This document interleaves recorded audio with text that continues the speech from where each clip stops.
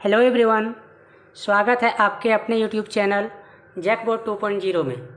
हाँ तो बच्चों, जैसा कि आप लोग जानते हैं, इस चैनल के माध्यम से हम लोग डेली जो सुबह में मॉर्निंग में जीके प्रार्थना सभा में क्वेश्चंस आते हैं उसका वीडियो कराते हैं। साथ ही साथ आप लोग का जो वीकली रेल टेस्ट होता है, वीकली रेल प्रोजेक्ट टेस्ट होता है, उसका भी क्वेश्चन आंसर सबसे पहले अपलोड करते हैं। तो जो बच्चे नए हैं, सबसे पहले जाके आप लोग चैनल को सब्सक्राइब जरूर कर लें, क्योंकि सब्सक्राइब कर लेने से सबसे पहले ये होगा कि जो भी वीडियो हम लोग बनाएंगे सबसे पहले आपके पास पहुंचेगा। इसीलिए आप लोग सबसे पहले सब्सक्राइब जरूर कर लें। और बच्चों, इस वीडियो में हम लोग चर्चा करने वाले हैं, अभी चूँकि क्लास 9 का एग्ज़ाम शेड्यूल आ चुका है, तो क्लास 9 का जो एग्ज़ाम है वो 29 जनवरी और 30 जनवरी को होने वाला है। तो 29 जनवरी में एक सब्जेक्ट आप लोग का विज्ञान रहने वाला है। तो इस वीडियो में हम लोग विज्ञान क्वेश्चंस का टोटल 40 क्वेश्चंस देखेंगे, जो बहुत ही इम्पोर्टेंट होगा। और लगभग आप लोग इस वीडियो से मान के चलिए कि आप लोग का 30% क्वेश्चंस पूछे जाने वाले हैं। लगभग मान के चलिए कि 12 से 15 क्वेश्चंस जो है इसी वीडियो के माध्यम से आने वाला है। इसलिए आप लोग प्रत्येक क्वेश्चन को कंठस्थ कर लीजिए, अच्छे से याद कर लीजिए, ताकि आप लोग जो एग्ज़ाम में है वो साइंस का क्वेश्चन आंसर्स सही कर पाएँ। इस वीडियो में हम लोग वही क्वेश्चंस को डिस्कस करेंगे जो क्वेश्चंस आप लोग को एग्ज़ाम में देखने को मिलेगा। साथ ही साथ बच्चों, क्वेश्चंस के अलावा कुछ एक्स्ट्रा फैक्ट्स भी करने वाले हैं जो आप लोग का सीधे एग्ज़ाम में काम आएगा। और हाँ बच्चों, इसी चैनल के माध्यम से आप लोगों का जो क्लास 9 का है वो संपूर्ण तैयारी होने वाला है। इसीलिए मैंने इस वीडियो में और क्लास 9 के लिए एक अलग से प्लेलिस्ट बना रखा है। आप लोग प्लेलिस्ट में जाके देख लीजिएगा, एक बार चेकआउट कर लीजिएगा। क्लास 9 एग्ज़ाम 2025 करके आप लोग का प्लेलिस्ट बना चुके हैं, जिसमें आप लोग का 9 से रिलेटेड सारे वीडियो अपलोड होंगे। जैसे आप लोगों का साइंस का, मैथ का, विज्ञान का, सोशल साइंस का, इंग्लिश का, सारे इंपॉर्टेंट क्वेश्चंस जो VBI MCQ क्वेश्चंस होने वाले हैं सारे अपलोड किए जाएंगे। इसीलिए अभी भी अगर आप लोग चैनल पर नए हैं तो सबसे पहले चैनल को आप लोग सब्सक्राइब कर लें और बेल आइकन को प्रेस कर दें, ताकि आप लोग को सबसे पहले वीडियो मिल सके। और हाँ बच्चों, अगर आप लोग वीडियो को देख रहे हैं तो सबसे पहले लाइक कीजिए, क्योंकि आप लोग का लाइक से ही मुझे मोटिवेट होता है और आप लोग को एग्जाम के टाइम एकदम ओरिजिनल से ओरिजिनल क्वेश्चंस लेके आने वाले हैं। इसीलिए आप लोग सबसे पहले वीडियो को लाइक जरूर करें बच्चों। और नेक्स्ट वीडियो आप लोग को किस सब्जेक्ट का चाहिए वो आप लोग जरूर से जरूर कमेंट करें। चलिए बच्चों, देर ना करते हुए आप क्वेश्चन की ओर आगे बढ़ते हैं।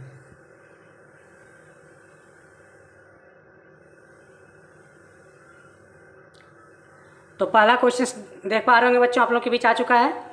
पहला क्वेश्चन है, एक वस्तु r त्रिज्या के वृत्ताकार पथ में घूम रही है, आधे वृत्त के बाद उसका विस्थापन क्या होगा। तो देखिए, पहले विस्थापन समझिए। मान लीजिए 2 पॉइंट्स है, इसके बीच में एक यहाँ से यहाँ तक कोई चीज़ जाता है और यहीं से वापस जब रिटर्न आता है तो जितना दूरी तय किया और उतना दूरी वापस आ गया, उसे हम लोग क्या कहते हैं, विस्थापन करते हैं। तो अगर विस्थापन समझ में आ गया तो बच्चों यहाँ पूछा गया एक वृत्ताकार पथ है, यहाँ से मान लीजिए एक त्रिज्या r है, तो यहाँ से यहाँ तक गया r और वापस आ गया एक और r। कितना r हो गया टोटल, 2r। इसलिए बच्चों इस क्वेश्चन का राइट आंसर हो जाएगा सी, द राइट आंसर 2r। आगे बढ़ते हैं बच्चों नेक्स्ट क्वेश्चन। क्वेश्चन नंबर 2 में पूछा गया है, वेग में प्रति सेकंड परिवर्तन की दर क्या कहलाती है। तो वेग में अगर परिवर्तन होता है तो हम लोग क्या कहते हैं, तो वेग में परिवर्तन की दर को याद रखिएगा, त्वरण कहते हैं। क्या कहते हैं, त्वरण, जिसको इंग्लिश में एक्सेलरेशन यानी कि ए से डिनोट करते हैं।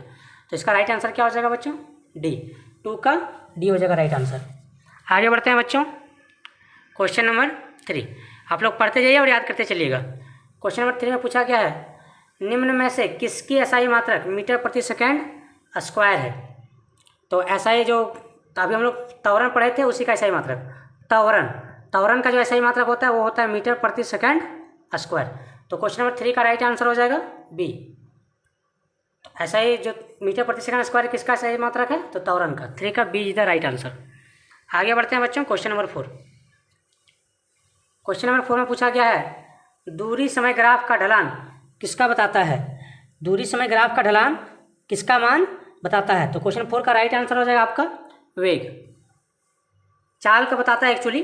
तो चाल अगर ऑप्शन में नहीं है तो चाल का एसआई मात्रक मीटर प्रति सेकंड होता है और वेग का भी मीटर प्रति सेकंड होता है। चाल और वेग का याद रखिएगा, जो एसआई मात्रक होता है वो मीटर प्रति सेकंड होता है। तो इसी तरह यहाँ पर आपका जो दूरी समय ग्राफ का ढलान किसका मान बताता है, तो याद रखिएगा वेग बताता है। क्वेश्चन नंबर 4 का वेग नहीं रहेगा तो चाल भी रहेगा, तो आप लोग चाल भी टिक कर दीजिएगा। चलिए आगे बढ़ते हैं क्वेश्चन नंबर 5। क्वेश्चन नंबर 5 में पूछा गया बच्चों, न्यूटन के गति का प्रथम नियम किसकी परिभाषा मिलती है? तो देखिए, जो न्यूटन का गति का प्रथम नियम है उसमें दो चीज़ का परिभाषा मिलती है, एक तो बल की परिभाषा मिलती है और दूसरा बच्चों जड़त्व का नियम भी उसको कहते हैं। तो यहाँ पे आप लोग का देखिए, न्यूटन गति का प्रथम नियम से किसकी परिभाषा मिलती है? तो यहाँ पे राइट आंसर जो होगा वो जड़त्व हो जाएगा, साथ साथ में बी में बल भी हो जाएगा। दोनों ऑप्शन है, तो देख लीजिए। अगर आप लोग का इस तरह का ऑप्शन जनरली वहाँ पे फाइनल एग्जाम में नहीं देखने को मिलेगा। अगर मिलता है तो आप लोग जो ऑप्शन ए में अकॉर्डिंग टू ABCD, जो पहले ए आए तो पहले ए में टिक कीजिए। तो न्यूटन का गति का प्रथम नियम को हम लोग जड़त्व का नियम भी कहते हैं। कौन सा नियम कहते हैं? जड़त्व का नियम। तो उसके अनुसार से ए इधर राइट आंसर हो जाएगा। आगे बढ़ते हैं क्वेश्चन नंबर 6। क्वेश्चन नंबर 6 में पूछा गया, किसी पिंड का जड़त्व निर्भर करता है। तो जो जड़त्व डिपेंड करता है वो डिपेंड करता है, याद रखिएगा बच्चों, द्रव्यमान पर। किसी वस्तु का द्रव्यमान पर। जिस वस्तु का वेट जितना होगा, द्रव्यमान जितना अधिक होगा, उसका जड़त्व भी उतना ही अधिक होगा। तो इस अनुसार से क्वेश्चन नंबर 6 का राइट आंसर हो जाएगा वस्तु का द्रव्यमान। किसी पिंड का जड़त्व निर्भर करता है तो राइट आंसर हो जाएगा वस्तु का द्रव्यमान पर। मान लीजिए साइकिल का द्रव्यमान रेलगाड़ी की तुलना में कम है, तो रेलगाड़ी का जो द्रव्यमान है वो अधिक हो जाएगा। रेलगाड़ी का द्रव्यमान अधिक हो जाएगा यानी कि जड़त्व भी अधिक हो जाएगा, और साइकिल का कम है तो उसका द्रव्यमान कम हो जाएगा यानी कि जड़त्व भी कम हो जाएगा। ठीक है बच्चों, इस प्रकार आप लोग समझ सकते हैं। तो जड़त्व किस पर डिपेंड करता है? द्रव्यमान पर डिपेंड करता है। तो राइट आंसर हो जाएगा बी। नेक्स्ट देखते हैं क्वेश्चन बच्चों। ये तो मोस्ट इंपॉर्टेंट क्वेश्चन है बच्चों, इसीलिए आप लोग लाइक करते चलिए और कंट्रास्ट करते चलिए। वीडियो को लाइक कीजिए सबसे पहले। न्यूटन का गति का कौन सा नियम बल की परिभाषा देता है? देखिए मिल गया ना। तो कौन सा ऐसा नियम है जिसमें बल का परिभाषा मिलता है? तो याद रखिएगा बच्चों, जो बल की परिभाषा है वो गति का प्रथम नियम से मिलता है। न्यूटन गति का प्रथम नियम। Question number 8। क्वेश्चन नंबर 8 में देखिए पूछा गया है, 10 मीटर प्रति सेकंड की गति से चलने वाले 0.5 किलोग्राम द्रव्यमान का पिंड का संवेग क्या होगा? तो बच्चों संवेग का एक फॉर्मूला होता है, याद रखिएगा। संवेग बराबर होता है द्रव्यमान गुना वेग। द्रव्यमान इसको गुना कर दीजिएगा वेग से। तो यहाँ पे आप लोग देखिए, हम अभी फॉर्मूला क्या बताएं? द्रव्यमान को m से गुना वेग v को दिखाते हैं। तो द्रव्यमान देखिए यहाँ 0.5 किलोग्राम है, 0.5 लिए गुना v का मतलब वेग। वेग कितना दिया है? 10 मीटर प्रति सेकंड। यहाँ से हम पॉइंट हटाएं, नीचे 10 आया, ये 10 कैंसिल हो गया, कितना आ गया आंसर? 5 आ गया। तो 5 किलोग्राम, ठीक है, ये आंसर हो जाएगा। और चूंकि संवेग है, त्वरण है, तो मीटर प्रति सेकंड स्क्वायर। तो आंसर इसके अनुसार से क्या हो जाएगा बच्चों? तो B is the right answer. 5 kilogram meter प्रति सेकंड स्क्वायर राइट आंसर हो जाएगा। ठीक है बच्चों, क्वेश्चन नंबर 8 का राइट आंसर बी। नेक्स्ट देखिए बच्चों क्वेश्चन नंबर 9। क्वेश्चन नंबर 9 में पूछा गया, कोई बस विराम से चलती है तो अचानक उस पर खड़े यात्री पीछे की ओर झुक जाते हैं, गति का किस नियम के द्वारा? तो अभी बताए थे बच्चों 3 नियम होता है। तो अगर मान लीजिए अगर कोई वस्तु गतिशील है तो वो गति करना चाहेगा, और कोई वस्तु स्थिर है तो वो स्थिर अवस्था में है, प्रारंभिक अवस्था में रहना चाहेगा। ये गति का प्रथम नियम है। कौन सा नियम है? प्रथम नियम। तो इसी तरह अगर हम लोग गाड़ी चल रही है और हम लोग स्थिर में रहते हैं तो स्थिर में ही रहना चाहते हैं, लेकिन अचानक ब्रेक लगने से हम लोग कहाँ से पीछे की ओर झुक जाते हैं। तो ये जो गति का कौन सा नियम के अनुसार है? प्रथम नियम हो जाएगा। तो राइट आंसर हो जाएगा ए। 9 का ए, गति का प्रथम नियम। तो राइट आंसर क्या हो जाएगा? ए। अचानक बस चलने पर हम लोग पीछे की ओर झुक जाते हैं, ये किस नियम पर आधारित है? गति का प्रथम नियम हो जाएगा। आगे बढ़ते हैं बच्चों क्वेश्चन नंबर 10। क्वेश्चन नंबर 10 में पूछा गया, कार्य की एसआई मात्रक क्या है? तो कार्य की एसआई मात्रक क्या देखिएगा? जूल होता है। क्या होता है? जूल। राइट आंसर हो जाएगा सी। 10 का सी हो जाएगा, कार्य का एसआई मात्रक जूल। आगे बढ़ते हैं बच्चों, चंद्रमा पर किसी पिंड का द्रव्यमान 40 किलोग्राम है तो पृथ्वी पर इसका भार क्या होगा?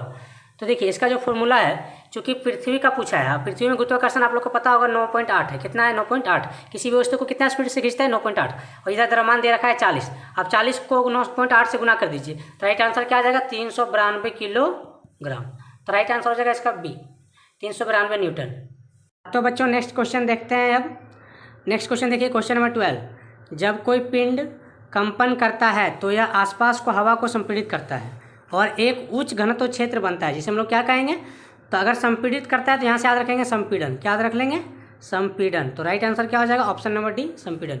तो क्वेश्चन नंबर 12 का राइट आंसर हो जाएगा डी, संपीड़न। जब कोई हवा आसपास में जब संपीड़ित होता है तो उसे क्या कहेंगे? संपीड़न कहेंगे। आगे बढ़ते हैं बच्चों क्वेश्चन नंबर 13। क्वेश्चन नंबर 13 में देखिए पूछा गया, वह घटना जहाँ उत्पन्न ध्वनि परावर्तन के कारण पुनः सुनाई देता है। तो मान लीजिए कभी देखते हैं आप लोग दीवार पे चिल्लाते हैं या फिर कोई खुली जगह पे चिल्लाते हैं हेलो, तो उधर से भी आवाज़ आता है हेलो। जो आवाज़ रिपीट होता है ना, वो प्रतिध्वनि के कारण होता है। ऐसा क्यों होता है? प्रतिध्वनि। जब आप कहीं एक बार चिल्लाते हैं तो उधर से भी आवाज़ 2-3 बार रिपीट होकर आता है, तो उसे हम लोग कहते हैं प्रतिध्वनि। हालांकि यहाँ पे ऑप्शन नहीं है, तो उसे हम लोग क्या कह देंगे, गूंज कह देंगे यहाँ पे। तो इस प्रकार अगर आपका आवाज़, जिसको हम लोग कहते हैं लोकता है, आने की आवाज़ दोबारा सुनाई देता है, तो उसे कहेंगे गूंज, सी। तो पुनः जो आवाज़ सुनाई देता है उसे क्या कहेंगे बच्चों, गूंज कहेंगे। तो क्वेश्चन नंबर 13 का सी इज द राइट आंसर। आगे बढ़ते हैं क्वेश्चन नंबर 14। क्वेश्चन नंबर 14 में पूछा गया, निम्नलिखित में से किस पदार्थ में कणों के बीच आकर्षण बल सबसे कम होता है। तो देखिए आकर्षण बल जो सबसे कम होता है वो होता है गैसों में। किस में कम होता है सबसे कम, तो गैस में होता है। और यहाँ पे देखिए ऑप्शन के अनुसार आपका जो गैस है वो केवल कार्बन डाइऑक्साइड है, CO2। CO2 क्या एक प्रकार का गैस है। तो कौन सा कणों के बीच सबसे कम आकर्षण बल होता है, तो कार्बन डाइऑक्साइड के बीच होगा। यहाँ पे गैसों के बीच याद रखिएगा, ठीक है। और यहाँ पे गैस केवल कार्बन डाइऑक्साइड है, बाकी सब गैस नहीं है। इसलिए क्वेश्चन नंबर 14 का राइट आंसर हो जाएगा आपका ए, 14 का ए। नेक्स्ट बढ़ते हैं क्वेश्चन नंबर 15। 15 में पूछा गया, किस तापमान पर जो पानी है ठोस और द्रव और तरल दोनों अवस्था में पाया जाता है। तो पानी जो है वो ठोस में भी रहेगा, जैसे बर्फ़ एक ठोस हो गया, और तरल जैसे पानी हो गया। तो कौन सा तापमान पे होगा, तो ऐसा बच्चों केवल 0 डिग्री सेल्सियस पे होता है। तो 15 का राइट आंसर हो जाएगा ए, 0 डिग्री सेल्सियस। आगे बढ़ते हैं बच्चों क्वेश्चन नंबर 16। क्वेश्चन नंबर 16 में पूछा गया, 100 ग्राम जल में 20 ग्राम चीनी मिलाया जाता है तो उस विलयन की सांद्रता ज्ञात कीजिए। देखिए बच्चों सांद्रता का एक फॉर्मूला याद कर लीजिएगा। सांद्रता बराबर होता है विलय की द्रव्यमान, जो विलय का द्रव्यमान जो होता है 100, अब बटा कर दीजिएगा पूरा विलयन का द्रव्यमान, जितना विलयन में होगा 100, और गुना 100। तो यहाँ मतलब समझिए, सबसे पहले विलय बोलते हैं जो घुल जाता है। जैसे अगर हम चीनी का बात करें और पानी का बात करें, तो पानी जो होता है बच्चों ये होता है विलायक, क्योंकि ये चीनी को क्या कर लेता है, अपने में घुला लेता है। तो ये हो गया विलायक। और चीनी चूंकि घुल जाता है तो इसको बोलते हैं विलय। ये सब कॉन्सेप्ट याद कीजिएगा बच्चों। चीनी को बोलते हैं विलय और पानी को बोलते हैं विलायक। और द्रव्यमान यहाँ पे पूछा चूंकि सांद्रता का, तो हम बोले सांद्रता का फॉर्मूला क्या होता है, विलय का द्रव्यमान। तो यहाँ पे चीनी चूंकि घुल जाएगा तो चीनी हो गया विलय, तो 20 बटा करेंगे होता है विलयन का द्रव्यमान। विलयन मतलब क्या होता है, विलय और विलायक दोनों मिलाएंगे, जैसे पानी और चीनी दोनों मिलाएंगे तब बनेगा विलयन। तो 100 ग्राम और 20 ग्राम टोटल कितना हो जाएगा, 120 ग्राम। अब प्रतिशत के लिए 100 से क्या कर देंगे गुना, तब ये जीरो कैंसिल हो जाएगा। फिर 2 से काटेंगे, 2 छक 12, 2 से 2 दें 20, और फिर 2 से काटेंगे, 2 तिया 6, 2 पचे 10, तो 5 दें कितना हो गया 50, बटा यहाँ पे कितना बचा 3, तो 50/3 हो जाएगा राइट आंसर। तो देखिए 50/3 तो ऑप्शन में नहीं है, तो 50/3 को आप पूर्णांक में तोड़िएगा तो हो जाएगा 16.2/3% बच्चों। इसलिए इसका राइट आंसर हो जाएगा बी। तो 16 का B is the right answer बच्चों। आगे बढ़ते हैं 17, घनत्व का एसआई मात्रक क्या है। तो एसआई मात्रक से बच्चों क्वेश्चन आएगा ही आएगा। तो जो एसआई मात्रक होता है घनत्व का, देखिए यहाँ पे क्वेश्चन नंबर 17 में पूछा है घनत्व का एसआई मात्रक। तो घनत्व का एसआई मात्रक होता है घनत्व का किलोग्राम, और इधर हो जाएगा मीटर क्यूब। तो किलोग्राम मीटर क्यूब होगा, तो ऑप्शन में तो इस तरह नहीं है, लेकिन यहाँ पे देखिए घन लिखा हुआ है, तो क्यूब है ना, इसी को घन बोलते हैं। तो किलोग्राम मीटर क्यूब ये राइट आंसर हो जाएगा। तो 17 का राइट आंसर क्या हो जाएगा बच्चों, घन का घनत्व का सही मात्रक किलोग्राम घन मीटर आंसर। इस तरह का ऑप्शन में नहीं रहेगा, तो इस तरह का और ऑप्शन में रहेगा तो टिक कर दीजिएगा। चलिए आगे बढ़ते हैं क्वेश्चन नंबर 18। क्वेश्चन नंबर 18 में पूछा गया है, दिए गए गुणधर्म में आपका निलंबन का कौन सा गुणधर्म है। तो बच्चों जो निलंबन होता है ना वो होता है विसमांगी मिश्रण, विसमांगी। तो राइट आंसर क्या हो जाएगा, क्वेश्चन नंबर 18 में जो निलंबन है वो क्या होता है, विसमांगी होता है। सी इज द राइट आंसर, 18 का सी। आगे बढ़ते हैं बच्चों क्वेश्चन नंबर 19। क्वेश्चन नंबर 19 में पूछा गया, कपूर और नमक के मिश्रण को किस विधि द्वारा अलग करेंगे। तो देखिए जो कपूर है चूंकि ठोस है, और नमक दोनों को गर्म कर दीजिए, तो जिसको हम लोग ऊर्ध्वापातन कहते हैं। क्या कहते हैं, ऊर्ध्वापातन, जो डायरेक्ट ठोस से गैस में बदल जाता है। तो कपूर जो है जब गर्म करेंगे तो डायरेक्ट ठोस है, वो गैस में बदल के उड़ जाएगा और नमक बच जाएगा। इस प्रकार कह सकते हैं बच्चों, कपूर और नमक के मिश्रण को किससे अलग कर सकते हैं, तो ऊर्ध्वापातन विधि से। तो 19 का ए इज द राइट आंसर। आगे बढ़ते हैं बच्चों क्वेश्चन नंबर 20। क्वेश्चन नंबर 20 में पूछा गया, द्रव्यमान संख्या बराबर होता है कि किस केस में द्रव्यमान संख्या बराबर होता है। तो बच्चों याद रखिएगा 20 में जो द्रव्यमान संख्या पूछा है, तो इसका राइट आंसर हो जाएगा आपका, अगर हम यहाँ पे जोड़ देंगे प्रोटॉन और न्यूट्रॉन को। देखिए एक्चुअल में जो होता है वो प्रोटॉन प्लस प्रोटॉन, ये देखिए सेंटर पे होता है न्यूक्लियस। यहाँ पे 2 चीज़ होता है, एक होता है आपका प्रोटॉन और एक होता है न्यूट्रॉन। ये दोनों को जोड़ेंगे तो क्या मिल जाएगा, द्रव्यमान संख्या। तो इस प्रकार बच्चों जो क्वेश्चन नंबर 20 का राइट आंसर हो जाएगा बी, 20 का B is the right answer. Proton और न्यूट्रॉन संख्या को जोड़ेंगे तो किसके बराबर हो जाएगा, द्रव्यमान संख्या के। आगे बढ़ते हैं बच्चों क्वेश्चन नंबर 21, NH3 का आणविक द्रव्यमान कितना होगा। देखिए बच्चों इसको निकालने सिखा देते हैं। NH3 लिखा हुआ है, तो N का मतलब होता है नाइट्रोजन, कितना नंबर में आता है 14 नंबर में, और यहाँ पे कुछ नहीं तो 1 से पावर 1 से गुना कर दीजिए, प्लस क्योंकि आगे मैंने लिखा है H, हाइड्रोजन का मान कितना होता है इधर 1 गुना कितना है 3, तो 1 गुना 3 कितना हो गया 3। तो यहाँ पे 14 1 का 14 आ गया, इधर 1 3 3 आ गया, तो 14 3 कितना हो गया 17U। तो 17U इधर राइट आंसर हो गया। तो NH3 का आणविक द्रव्यमान क्या हो गया बच्चों, NH3 का आणविक द्रव्यमान 17U is the right answer. आगे बढ़ते हैं 21 का D is the right answer. Question number आगे बढ़ते हैं, क्वेश्चन नंबर 22। क्वेश्चन नंबर 22 में पूछा गया बच्चों स्थिर अनुपात का नियम या निश्चित अनुपात का नियम क्या है। तो आपका 22 का राइट आंसर हो जाएगा आपका ऑप्शन नंबर बी। रासायनिक पदार्थ में तत्व हमेशा द्रव्यमान के अनुसार निश्चित अनुपात में मौजूद होते हैं। तो स्थिर अनुपात क्या कहता है, स्थिर अनुपात कहता है किसी भी रासायनिक पदार्थ में जो तत्व का जो हमेशा जो द्रव्यमान होता है वो अनुपात में निश्चित होता है बच्चों। तो 22 का राइट आंसर क्या हो जाएगा बी। आगे बढ़ते हैं क्वेश्चन नंबर 23। क्वेश्चन नंबर 23 में पूछा गया है निम्नलिखित में से कौन 36 ग्राम जल का सही प्रतिनिधित्व करता है। तो याद रखिएगा बच्चों 1 मोल में होता है 18 ग्राम, 1 मोल में कितना होता है 18 ग्राम। चूंकि यहाँ 36 ग्राम का पूछा है तो कितना मोल हो जाएगा, तो 2 मोल हो जाएगा। तो राइट आंसर हो जाएगा 23 का ए। 1 मोल में याद रखिएगा 18 ग्राम, तो 23 का राइट आंसर हो जाएगा ए। आगे बढ़ते हैं बच्चों क्वेश्चन नंबर 24 में पूछा है न्यूट्रॉन का आवेश होता है। तो न्यूट्रॉन का आवेश बच्चों 0 होता है क्योंकि इसका न्यूट्रॉन जो होता है उदासीन होता है। याद रखिएगा इलेक्ट्रॉन जो होता है इलेक्ट्रॉन वो नेगेटिव होता है यानी कि ऋणावेशित। और याद रखिएगा प्रोटॉन जो होता है पी वो पॉजिटिव होता है, जबकि जो न्यूट्रॉन होता है वो 0 इसका होगा क्योंकि यहाँ पे इसका आवेश होता ही नहीं है। तो 24 का राइट आंसर क्या हो जाएगा बच्चों बी, 24 का बी। आगे बढ़ते हैं बच्चों क्वेश्चन नंबर 25। अल्फा कण होते हैं 25, क्वेश्चन नंबर 25 पूछा गया है अल्फा कण होते हैं। तो 25 का राइट आंसर हो जाएगा डी, धनावेशित हीलियम परमाणु। जो अल्फा कण होते हैं वो पॉजिटिव होते हैं यानी कि धनावेशित होते हैं। आगे बढ़ते हैं क्वेश्चन नंबर 26 में पूछा गया समस्थानिक, यहाँ पे वर्ड को देखिए समस्थानिक द्रव्यमान में अंतर भिन्न संख्या के कारण होता है। तो देखिए समस्थानिक का डेफिनेशन क्या होता है, समस्थानिक में आपका प्रोटॉन जो होता है वो यानी कि प्रोटॉन की संख्या होता है वो समान होता है समान, लेकिन द्रव्यमान क्या होता है अलग अलग। द्रव्यमान को ही बोल सकते हैं यहाँ पे न्यूट्रॉन, क्या बोल सकते हैं न्यूट्रॉन अलग अलग हो सकता है। इसलिए इस प्रकार आप लोग का जो 26 का राइट आंसर क्या हो गया ए, न्यूट्रॉन। 26 का ए इज द राइट आंसर कि द्रव्यमान में अंतर न्यूट्रॉनों की भिन्न संख्या के कारण होता है। किसका भिन्न के कारण, न्यूट्रॉन की संख्या के भिन्न के कारण। आगे बढ़ते हैं 27, कोशिका भित्ति बनी होती है। कोशिका भित्ति याद रखिएगा किसका बनी होती है, सेल्यूलोज का बना होता है। 27 का सी, कोशिका भित्ति सेल्यूलोज का बना होता है। आगे बढ़ते हैं क्वेश्चन नंबर 28 में पूछा गया निम्नलिखित में से किस कोशिकांग में अपना डीएनए राइबोसोम होता है। तो ये याद रखिएगा प्लास्टिड में होता है। किस पे होता है, plastid is the right answer. तो राइबोसोम कौन सा है जिसमें अपना डीएनए और राइबोसोम होता है, तो प्लास्टिड याद रखिएगा 28 का बी। आगे बढ़ते हैं क्वेश्चन नंबर 29। क्वेश्चन नंबर 29 में पूछा गया है किस कोशिका में 16 ग्राम क्रोमोसोम उस कोशिका में अर्धसूत्री विभाजन के फलस्वरूप बनने से संतति कोशिका में कितने क्रोमोसोम होंगे। तो 29 का राइट आंसर हो जाएगा आपका 16। देखिए 16 क्रोमोसोम जब विभाजन होगा तो 16 बनेगा। इसका अर्धसूत्री बोला है तो हाफ कर देंगे तो कितना कट के हो जाएगा 8। तो 29 का जो राइट आंसर हो जाएगा आपका ए इज द राइट आंसर 8। अर्धसूत्री बोला है तो आधा कर देंगे। आगे बढ़ते हैं बच्चों क्वेश्चन नंबर 30। ये एक छोटा चित्र दिया गया है, इसके अनुसार से बताना है कि ये क्या है। तो क्वेश्चन नंबर 30 का राइट आंसर हो जाएगा आपका पेरेनकाइमा। ये किसका चित्र दिया गया है, पेरेनकाइमा। 31, बादाम का छिलका किस उत्तक का बना होता है। तो बादाम जिसको हम लोग मूंगफली बोलते हैं तो उसका जो छिलका है वो किसका बना होता है बच्चों। तो राइट आंसर हो जाएगा सी, स्क्लेरेनकाइमा। आगे बढ़ते हैं बच्चों क्वेश्चन नंबर 32, मांसपेशियों को अस्थियों से जोड़ने वाली संयोजी उत्तक को क्या कहते हैं। देखिए यहाँ पे मांसपेशी और अस्थि मतलब हड्डी होता है, तो मांसपेशी और हड्डी जहाँ जुड़ता है उसको हम लोग क्या कहते हैं, तो उसको याद रखिए बच्चों कंडरा कहते हैं। क्या हो जाएगा राइट आंसर कंडरा। तो क्वेश्चन नंबर 32 का B is the right answer. आगे बढ़ते हैं बच्चों क्वेश्चन नंबर 33। क्वेश्चन नंबर 33 में पूछा गया जीवों के वर्गीकरण के लिए सर्वाधिक मूलभूत लक्षण हो सकता है। जितने भी जीव हैं उसको वर्गीकरण करने के लिए मूलभूत इकाई क्या है, तो उसकी कोशिका संरचना के आधार पर वर्गीकरण करते हैं। तो क्वेश्चन नंबर 33 का राइट आंसर क्या हो गया बी, कोशिका संरचना के आधार पर। नेक्स्ट क्वेश्चन देखिएगा बच्चों क्वेश्चन नंबर 34, नील हरित सवाल किस वर्ग में आते हैं। तो याद रखिएगा बच्चों नील हरित जो सवाल है ये आपका मोनेरा ग्रुप में आता है। किस में आता है, मोनेरा ग्रुप में। तो क्वेश्चन नंबर 34 का राइट आंसर हो जाएगा ए, मोनेरा। आगे बढ़ते हैं क्वेश्चन नंबर 35।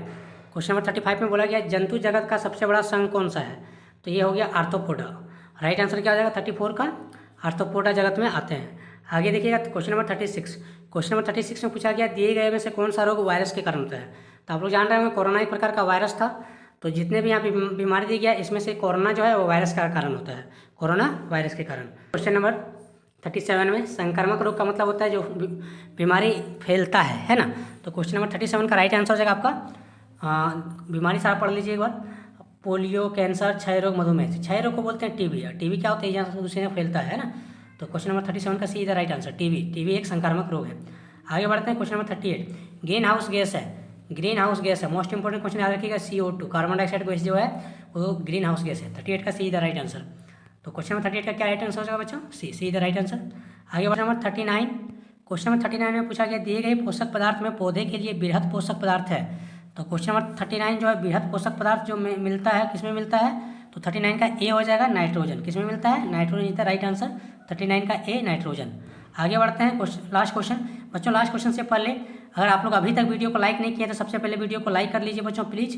और बच्चों अगर आप लोग को नेक्स्ट कौन सा सब्जेक्ट का वीडियो चाहिए वो कमेंट करके जरूर बताइएगा, और वीडियो कैसा लगा आप लोग कमेंट में जरूर कीजिएगा। और हाँ बच्चों, संपूर्ण तैयारी 9 क्लास का इसी चैनल के माध्यम से होगा, weekly test, real project test का ओरिजिनल क्वेश्चन इसी चैनल के माध्यम से मिलेगा, इसलिए आप लोग सबसे पहले चैनल को सब्सक्राइब कर लें। चलिए बच्चों आगे बढ़ते हैं, क्वेश्चन नंबर 40 जो कि लास्ट क्वेश्चन है, वायुमंडल में पाए जाने वाले विषैले अणु को क्या कहते हैं। तो आपका ऑक्सीजन का जो O3 होता है जिसको हम लोग ओजोन कहते हैं बच्चों, ये सबसे ज़्यादा हानिकारक है वायुमंडल में, विषैले अणु के रूप में जाना जाता है इसको।